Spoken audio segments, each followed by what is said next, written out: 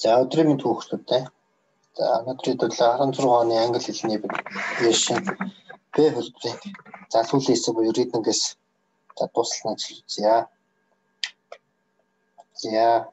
За ер нь бол миний хийсэн reading-уудаас жоохон төвөгтэй reading-уудын нэг нь 16 оны бие хөлбөр байсан. За яагаад гэхээр жоохон физикийн тийм юу ерхий мэддэг хэрэгтэй болчихсон энэ дээр.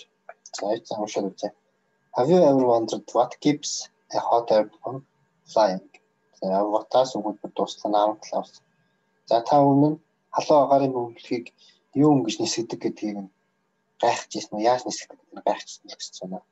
The same principle that keeps food frozen in the oven chest freezer at the grocery store allows hot air balloons to fly. За principle that гэд. За энэ хүртлээ. За noun clause. За гол өгүүлбэр чинь the same principle allows hot air balloon to fly. За яг ижил зарчим халуун агаарын бөмбөлгийг нисгэхийг зөвшөөрт юм аа. Ямар зарчим юм гэхээр хүнсний ногооны дэлгүүрт байдаг тийм юу байдаг шүү дээ. Бид нар ингээд нэвт харагдчихдаг нэгээд авчдаг хөөгч байдаг шүү дээ. Тэгэхээр тийм нэг open chest freezer доторх яг тийм хөлдөө хоолыг хөлдөө байлгадаг тэр зарчимтай яг ижилхэн зарчмаар л халуун агаарын бөмбөлийг нисгэдэг гэсэн санаа. So it's a very basic principle. Hot air rises and cold air falls.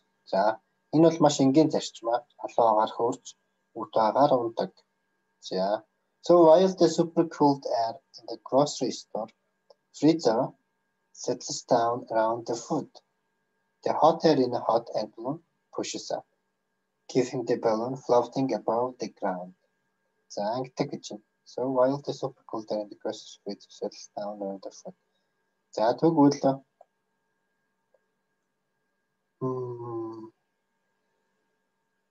маш одоо хурцсан байгаа маш их хурцсан байгаа тэр агаар хүнсний дагооны дэлгүүрт байгаа маш их хурцсан байгаа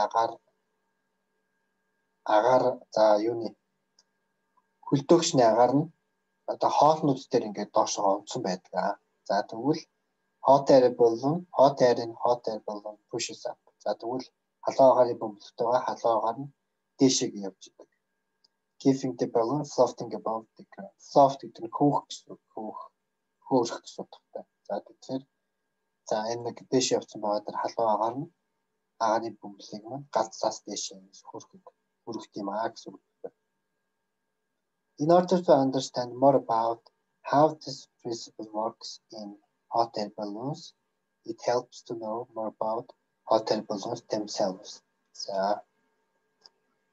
За халуун агаарын бөмбөлгөн дээр энэ зарчим хэрхэн ажиллаж байгаа талаар илүү их ойлгохыг мэдхийн тулд it helps to know more about hot air balloons themselves. Эхлээд бид нар агаарын бөмбөлгийнхаа талаар илүү их мэдчихсэн байвал илүү одоо хурдан бид тусалж чадна гэсэн үг. Тэгэхээр эхлээд агаарын бөмбөлт төрийн зарчим яаж ажиллаж байгааг ойлгохын тулд эхлээд бид нар агаарын бөмбөлөг гэдэг зүйлийг ярилцаад үзье гэсэн санаа авах бай.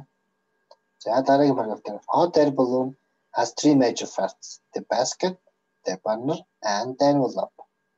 За халуун агаарын бөмбөлөг нь гурван ерөнхий одоо гол хэсгүүдтэй. За basket гэдэг нь доор нь байгаа сагс нь. За burner гэдэг нь тэр гал гаргаж байгаа зүйл нь багш байна. За envelope гэхээр дугтуу буюу дээдлийн нэг тэр том сүүн дугуйлбартай байдаг шүү дээ. Тэрийг одчих за. За the basket is where passengers ride. За тэр сагс гэдэг нь болохоор зорчигчдын суудаг хэсэг, зорчигчдын сууж унж явдаг хэсэг. За basket is usually made of wicker.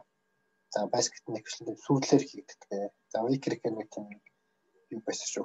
Дижитал төстэй нэг зүйл байсан шүү. За this ensures that it will be comfortable and a little extra weight. За ensures that гэдэг noun clause. За энэ яаж байгаа вэ гэхээр илүү их тухтай байлгана. Тэгээд маш бага хэмжээний жин нэмэх учраас жин нэмжихийг хангадаг гэсэн ensure гэдэг хангах баталгаатай болох гэсэн үг. За the burner is positioned above the passenger's head and produces huge flame to heat the air inside the envelope.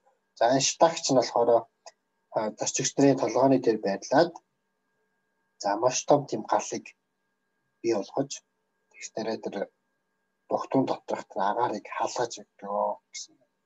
За the envelope is the global fabric balloon that holds the hot air. За тэтэс туслаа adjective clause үнтэй.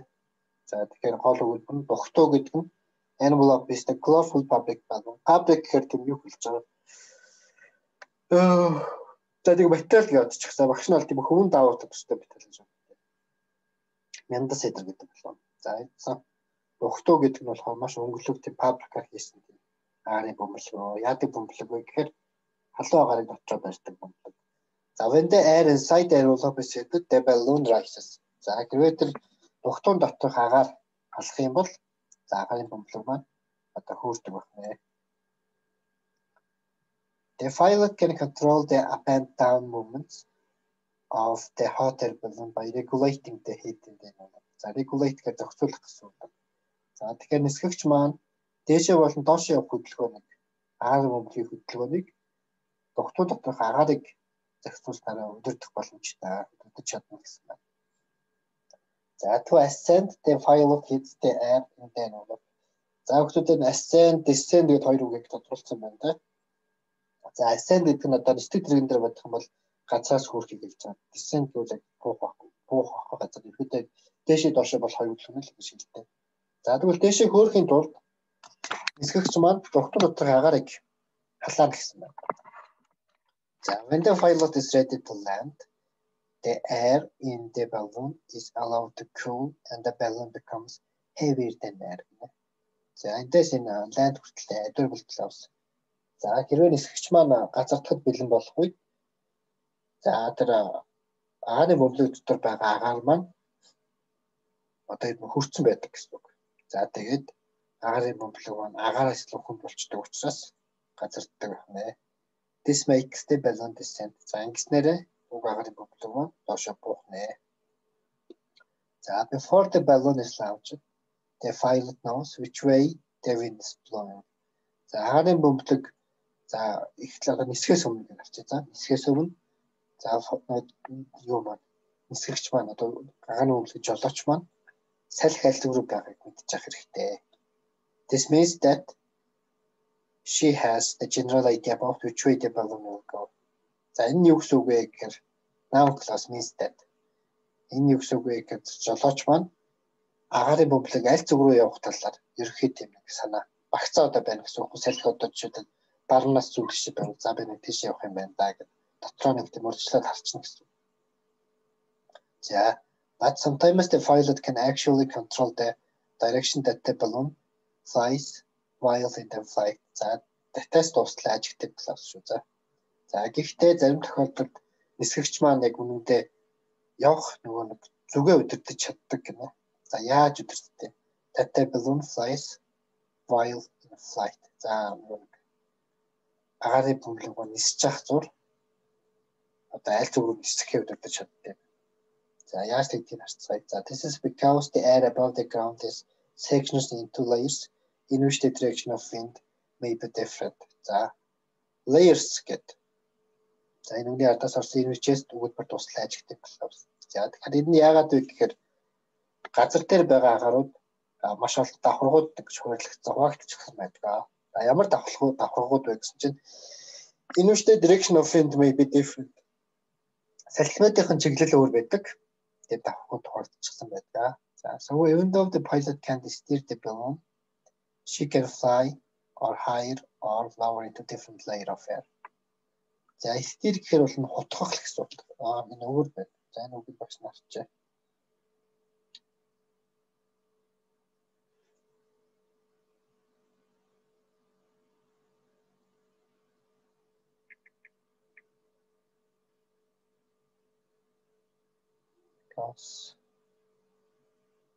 За чиглэг гэсэн утгатай байна.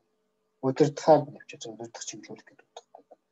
За гэхдээ за энэ нисгэгч маань яг агарын бөмбөлөг удирдах нисгэж одоо чиглүүлж чадахгүй ч гэсэн за нөгөө нэг she can fly or higher or lower into different layer of air. Агарын өндөр ч юм уу доошоо яваад нэг аль одоо түрүүн нэг хэлсэн чинь маш олон төрлийн тийм давхаргууд байдгаа гэдэг агарын. Тэгвэл аль давхарх руу явахаа ингэ шийдэж чаддаг гэнэ.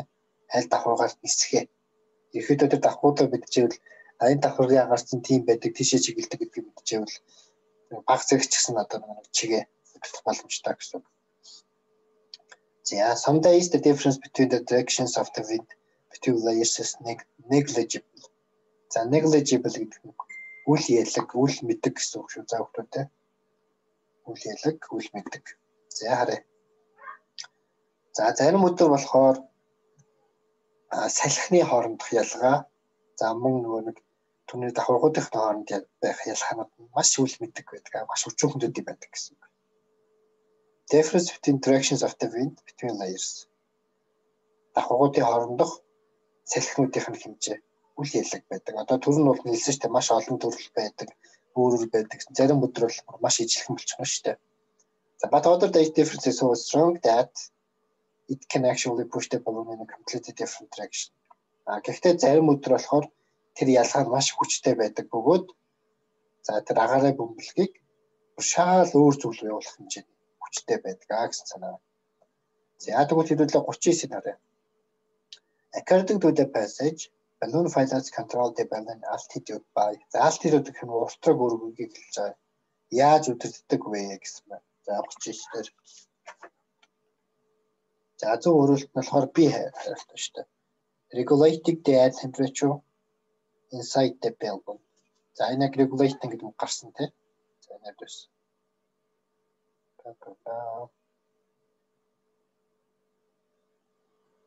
За энэ шүү дээ. By regulating the heat and the number, pilot can control up and down movements of the hot air balloon. За нисгэгч маань дээшээ доошоо хөдлөх, нагарын мөнгө дээшээ доошоо явах хөдөлгөөнийг өдөрдөж чаддаг яснаар тогтуун доторх агаарыг өдөрдснараа штэ. За тэгэхээр яг энэ үйлбэр парапресс хийгдсэн байна гэсэн үг. Altitude гэдэг нь up and down movement-ийг оролцож байгаа байхгүй гэдэг байна. Paraphrase гэдэг нь хөвгтөд одоо жишээлбэл нэг үгүүдийг яг төстөө өөр үгэлбэр орлуулахыг хэлдэг байхгүй. Тэгэхээр TOEFL дээр бол яг тэр аюух гардаг. Яаш дээр бол хэдүүлээ тийм итгэхийг хүн үзье бодох хэрэг байлуулах. Keep it simple and short гэх маш энгийн богинохон бодоол жишээл хүчтэй болон царайлаг гэсэн бэл хүчтэйгээ сонгох нэг алдахгүй л гэж байгаа байхгүй. За 40-ыг харъя. As used in paragraph 3, which is the best synonym for ascend гэнэ. За тэгвэл 3 дахь paragraph-аар гарсан ascend гэдэг үгний хамгийн шилдэг одоо синоним гэхээр ижил болтой гэсэн. Аль нь вэ гэсэн байна. За climb нь хэлбэдэг тийм 40. Die climb дэш аврах гэсэн үг шүү дээ. Ascend ч бас дээшлэх гэсэн үг. За тэгвэл 41 нь descend гэдэг үгний эсрэг антоним гэхээр эсрэг утгатай үг гэсэн. Эсрэг утгатай үгнийг аль нь вэ? Descend чинь буух гэсэн үг тийм. Буух гэсэн. Тэгэхээр дахиад rise юм шүү. Дэшээ аврах. За 41 C. За энэ бол айгүй амархан аюу штэ. Рейтинг биш зүгээр үг асуу гэж штэ. Болон бид өгүүлбэр өгдөг гэсэн. За 42 дээр Wika гэж үг суртах юм бэ гэсэн байна. Wika. За 42 дээр comfortable гэсэн үг байна. За багш нь Wika гэдэг үгийг хараад байна. Би нэг ч нэг материал гэж бодсон үстэй.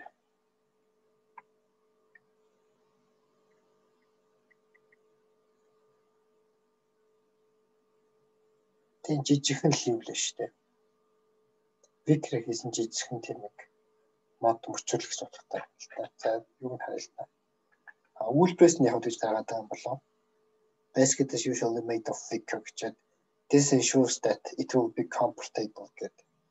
Ийм учраас викрээр хийвэл тухтай байдлыг хангаж өгдөг гэдэг. Тэгээ бас нэг баг чи нэмдэг гэж хэлсэн болохоор comfortable-ыг сонгож байгаа юм байна шүү.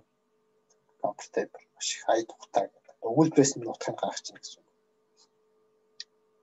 Гэхдээ энэ дээр бол бас lightweight гэж бодлоход юм байна. Ер нь дээл тохиолыг хамгийн ихнийхээр нь явж байгаа. За comfortable нэхэнтэй байсан юм чинь. За 43 дээр if the hot air balloon pilots want to change directions during flight, what might he or she do to accomplish this? За халуун агарын бөмбөлөгний нисгэгч маань нисж явах зураа чиглэлээ өөрчлөхийг хүсэх юм бол за тэр юу хийх вэ гэсэн 43 дээр. За fly higher. Өндөрт нисэнтэй. Өндөрт нисээд тэгээд нөгөө юу яачих. Агарын давхаргууд нь ингээд өөрөөр юутай байгаа штэ. Салхи нь өөрөөр зүглээ байгаа тий. Тэгээд тэрийг даваа явчихна л гэсэн. За 43 D. За 44. Using the passage as a guide, it can be inferred that which of the following statement is not true. За худлаа зүйлэг болох юм шүү. Худлааг болох нь тэгэхээр дөрөв шиг үнэн зүйл байна гэсэн үг тийм. За 44 дээр. За энэ.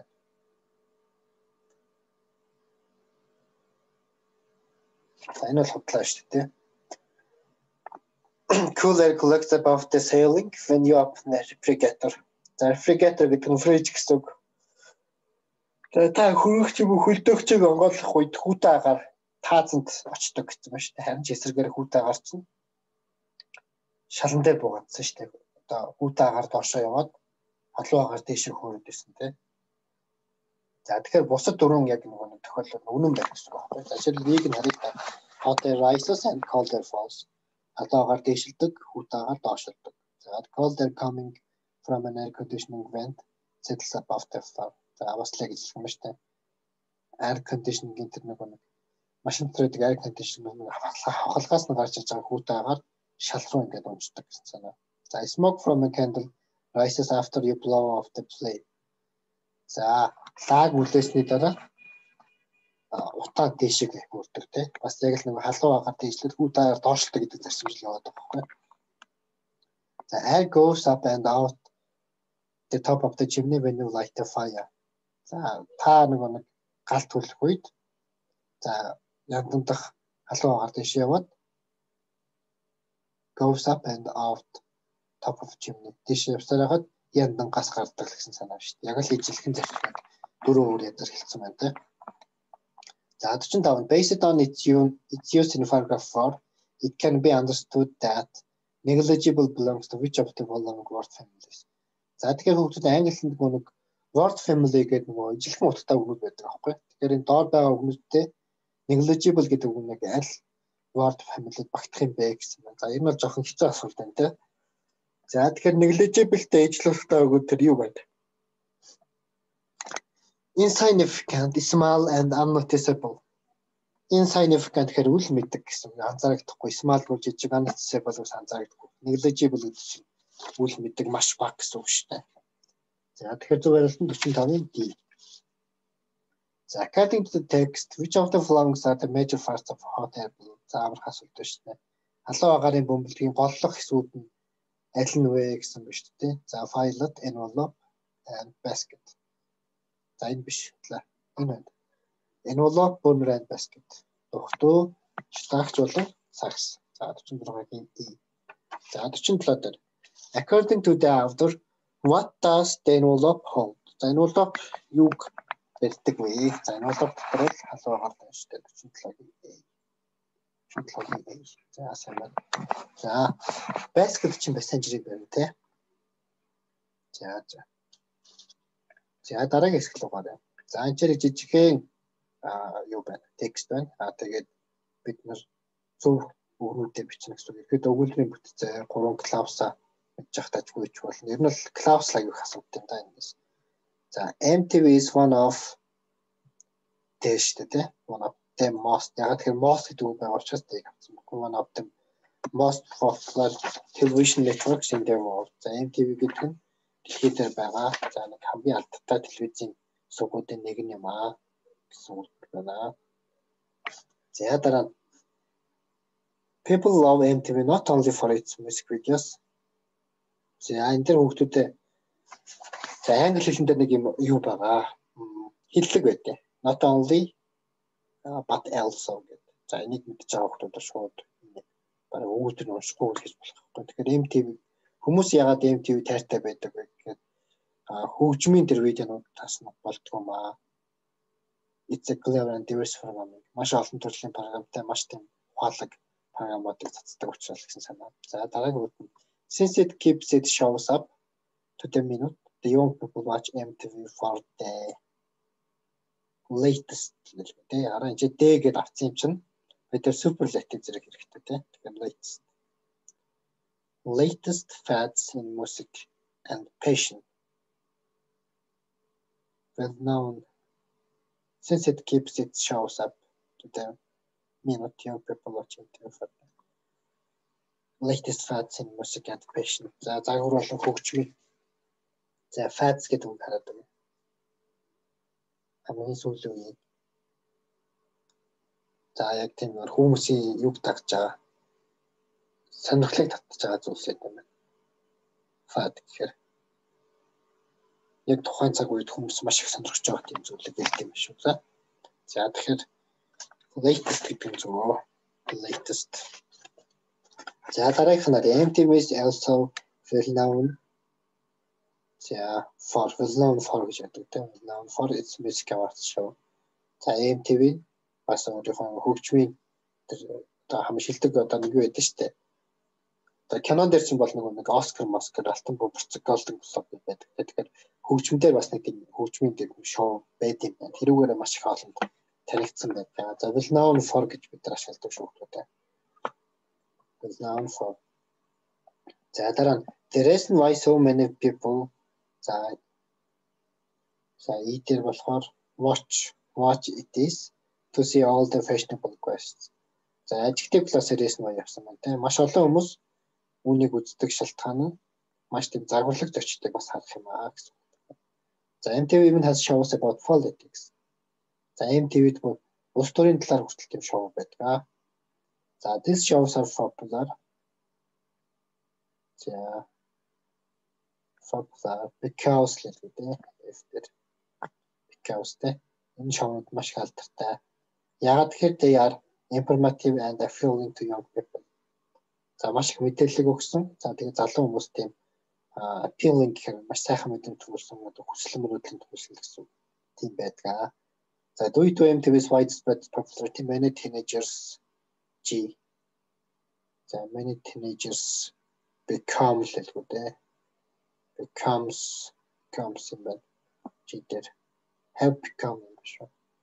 have become less industrious with their homework. За гэрийн даалгавраа нэг айгуу баг хийдэг болсон гинэ. Одоо MTV-гийн маш их алдартай ингээд төгссөн байгаа байдлаас болоод маш олон өс үеийн хүүхдүүд гэрийн даалгавраараа илүү одоо less industrious гэхээр хөдөлмөрч гэсэн. Гэрийн даалгавраа жоохон муу хийгээд байна л гэсэн санаа. За due to гэхээр because гэсэн үг шүү. За яагаад гэвэл гэсэн үг. За энэ жижигхэн юу байна? Текст. Тэгэхээр нэг жоохон үг цаг гэж яахт хийж болох байна те. За 16 он дээр хүүхдүүдэд юунууд орж тооллоо өгнөд гэж орж ирээд байгаа. Одоо чинь нэг нүд чиглаад одоо юу байдیں۔ Хоёр зүсэм талах малах гэсэн үгүүдийг ашиглаад байгаа байхгүй. За 2 дээр нэг дээр за bar of chocolate гэж ярьдаг. Нэг нүд чиглаад. Тэгэхээр mom can I have a bar of chocolate please? Би ганцхан чиглаад авчиж тэхүүл гэсэн юм шүү дээ.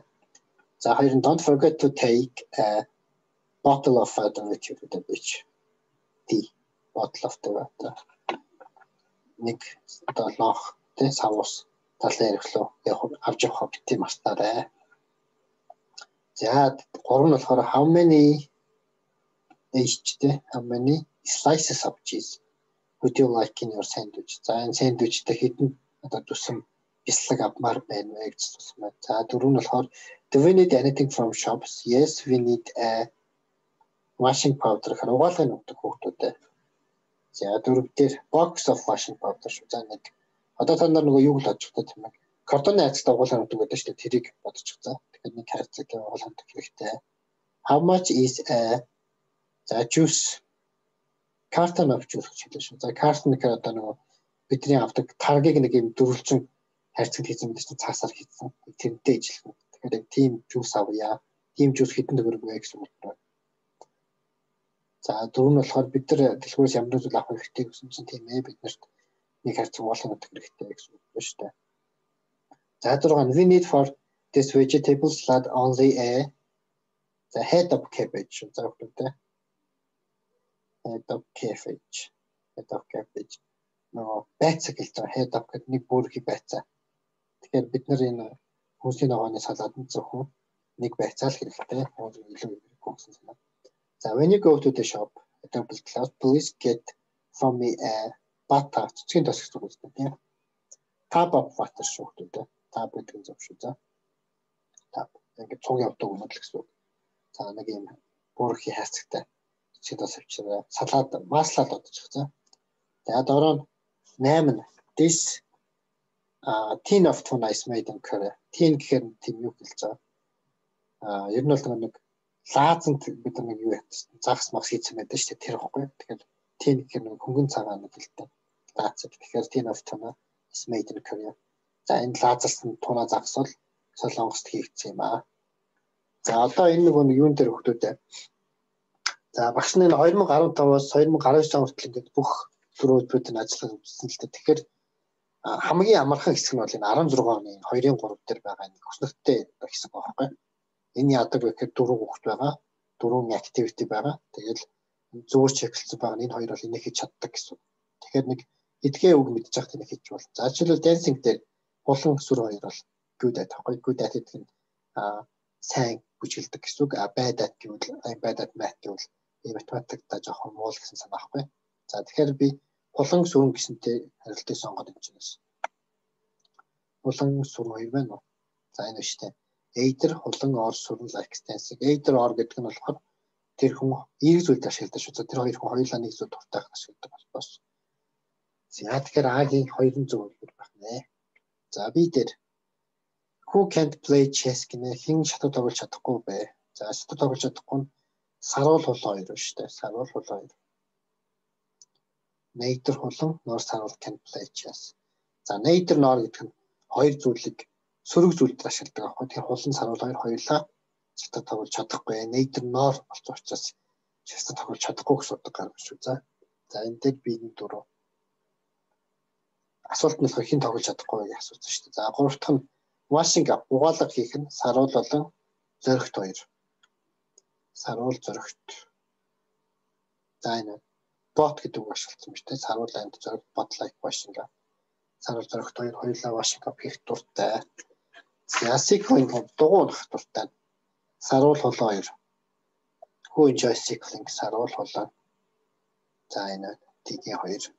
Either саруул or хулан enjoys cycling. За хулан саруул хоёр хоёулаа дугуйхад таатай байдаг гэсэн үг байна. За энэ нэг 4 activity хэсэг бол ойлгомжтой байна. За энэ дээр бол хүүхдүүд та нар яг энэ 8 тоолтоо чиглэлгээс өөр арахгүй гэсэн үг. 16-ны дахиад 2 холбоотой яг дандаа гарч ирнэ. За энэ дээр бол нэг жоохон одоо энэ ч суперлатив мэдчих хат юм холбоос үүдгийг мэдчих хат хийж болж чинь те цагуудаа мэдчих хат хийцэн. За энэ reading бол жоохон төвхтөө reading байсан. Жоохон физик мэдхтэй сайн хүмүүс ойлгож авах. За нэг замын тэмдгүүд бол яг хаа ерхэд огт нэг агцаагүй байснаас те ядаж энэ нэг хариултан дээр байгаа 5 үйлбэрээс нь ялж хараад шал худлаа тэмдгүүдийг хасах чадвартай байвал гэсэн үг байхгүй. За дэшиг үлгээд харъя. За энэ бас нэг яриан дээр те энэ дээр яг нэг ярьсан тэр нэг 2 мөр conversation-ээс л жоохон ойлгох гэсэн үг. Яг юу яриад байгааг бид ойлгоод авчихна. За Westway гэдэг нь бид чийжилчих бах те. Тэр нь бол хүүхдүүд одоо за багш нь 10 сая 2 сард 4 сард л нэг яш нэг дүүх бэлдсэн. Тэгээд ганц гаргасан алдаан болохоор EDM ах зааж өгөх байхгүй орж ирэхгүй байх гэж бодоод тэнгуутыг 20 онд чи EDM ороод ирсэн байхгүй. Тэгэхээр одоо хүүхдүүдийн маань хийх зүйл болохоор press verb-ийг сайн хийж ил тэгээд EDM-ыг бас сайн хийж ил хэлц өгнүүд гэсэн. За түрүүний тийм not only but also шиг тийм хэллэгүүдийг маш мэдчих хэрэгтэй. Танай авиг авах байхгүй яг ийштэй орж ирэх юм бол хэллэгчин бол ингээд утгыг л мэдэхгүй бол ингээд хараад их таах боломжгүй press verb-ийг ижлэх. Яг энэ үгний утгыг ингэж мэдчихийж хийдэг учраас. За энэ болохоор нэг жоох үгнүүдийн эсрэг утгатай үг, ижил утгатай үг мэдчихвэл хийж болсон тийм. За энэ болохоор клаусуудаа эсвэл мэдчих жаах. Эсвэл нэг хариултан дээр байгаа 5 үгээ ялхааг л мэдчих жаах. За багш нар excursion-ыг хараад гэдэг нэг юу л байт юм да нэг судалгаа хийдэг хаяллыг хэлдэг санагдаад байна. Expedition гэсэн үг байхгүй юу? Яг тийм хаялах гэж явж байгаа ш нэг амтан судлах гэж явж байгаа хаяллыг excursion буюу expedition гэдэг байна. За энэ дээр бол pedestrian гэдэг багшны энэ үгийг юугаар бичээд байгаа байхгүй юу? Сончин боловт байдаг нэг юу гэдэг. Дэлхийд дээр хамгийн том гутлын хөшөө гэдэг нэг аюу өндөр яг дотор нь байдаг байхгүй. Тэрийг pedestrian ядчихсан педестрийн хөшөө гэдэг амар тайлбарладаг байсан юм. Жуулчны хөтөч хийхтэй. Тэгээд тэр үг нь яг үлдсэн байна. Яг юм педестрийн гэсэн үг гэдэг. За crosswalk гэвэл ягууны зам байх хэрэгтэй. Эсвэл нөгөө юу? Гарц. За би нэг хараад байна. Энэ бол гарцыг бол юу гэж хэлдэг? Zebra crossing гэж хэлдэг. За crosswalk. Тийм ээ, ягууны замыг хэлдэг юм байна. За энэ ч бол нэг хідэн холбоо сууд. За энэ ч нэг preposition мэдж байгаа. Энэ ч бол insist-ийн ардаас ямар preposition гэдгийг мэдж байгаа. Энэ ч нэг 5 холбоосны утгыг мэдж байгаа. За энэ дээр бол ялчгүй энэ ийм if only as if гэдэг тийм хідэн тийм хэллэгүүд байгаа шүү. Яг ортог холбоосууд эдрийг утгыг мэдчихэвэл их зүгээр. За бид нар бол энэ тэмдэн дэргийн дарааллыг хийж чадна. За нэг classic гэж чадна те. Одоо бол юу болцол төгөлбөр conditions гэж хийж чадна. За adjective clause-ийн хөөс гэдэг холбоосыг мэдж байгаа. За энэ болохоор өнгөрсний ирээдүйд цаг мөглөх тийм төвөгтэй цаг. Гэхдээ утгын жоохон бодчул зөв хийх боломжтой. За энд бол passive цаг орж ирсэн байна. Энд чинь бол superlative зэрэг орж ирсэн. За энэ чинь gerund-ийн хэрэглээ орж ирсэн байна. За энд first conditional орж ирсэн байна. За энэ чинь болохоор ингээ одоо цагийн going to гэдэг хэллэг. За энэ чинь going to be гэдэг бас хэллэг байдаг аа. За 8 дээр болохоор бас цаг мэдж яхаа те. Been saying гэдэг present perfect tense-ийг мэдж авах зүйл болох байна. За 7 дээр болохоор was painting гэдэг өнгөрсөн цагийн бас хэрэглэг мэдж авах гэж болж байна. За 6 дээр used to be гэдэг хэллэгийг мэдж авах гэж болж байна. За 5 дээр болохоор за ер нь бол нэг хоол идчихэд 30 минутын дараа усан цэлдэг байхгүй яг тэрийг мэддэг хүн бол I have just had a lunch сонгох. Би дөнгөж сая хоол идчихсэн учраас усан цэлхийг хүсэхгүй байна. За энэ ч болохоор tag question орж ирсэн. За энд болохоор when were you born гэдэг. Баг 4-р ангиас эхлээл зарласан турм ба штэ. Хаана төрсөн бэ гэдэг. Энд дээр өнгөрсөн цаг дээр байх хэрэгтэй байхгүй юу? Тэгэхээр хамгийн тохиомжтой нь when were you born. За хоёр дээр болохоор at the moment гэдэг одоо ирэх юм бол ингээ одоо цаг present continuous tense байдгаа гэдэг мэдчих хэрэгтэй гэсэн үг is walking гэдэг. За энэ ч болохоор usually гэдэг юм давчмд илэрхийлсэн тайвар орох юм бол ингээ одоо цаг дээр бай татдаг зүйлийг ашигладаг аа гэдэг. Тэгэхээр хүүхдүүдийн дөрмийн хэсэг дээр нь л жоохон бэлтгэсэн байхад юм дажгуулаанаас суулж болно. За ихтэй багшийн хувьд хэлэх гээд байгаа санаа хамгийн чухал нь тэр reading байдаг, vocabulary байдаг. Тэгээ жоохон үгтэй тэгээд reading дээр хамгийн гол нь comprehension гэдэг чадвар шаардаад байгаа шүү дээ. Уялдаа холбоог нь ингээд ойлгоод тийм чадрууд байна. Тэгэхээр reading ер нь бол хүүхдүүдийг ингээд бэлтгэхээр reading дээр л аюух алддаг vocabulary grammar дээр бол жоохон заагаад өгчүүлж хийчдэг байхгүй. Тэгэхээр яг өөрийнхөө нэг давуу тал сул талаа олцоод за тэгээд мэдхгүй дөрөв мөрөн байх юм бол надаас чатаар асууж болно. Багш нь бол энэ ишийн баг албатай дөрмөд нөгөө бүгдээрээ бэлэн байгаа. Би ч нэг 2 сар баг яг нэг ишийн тест дээр суугаад хүүхдүүдэд бэлдэх гэдэг методлоо бэлдсэн байхгүй. Тэгээд тэрийг энэ жил яг хаалцъя гэж бодоод ингээд тарааж авах шүү дээ. За шалгалтын амжилт хүсье. За өнөөдрийн жил ингээд дуслаа. Баяртай хүүхдүүд.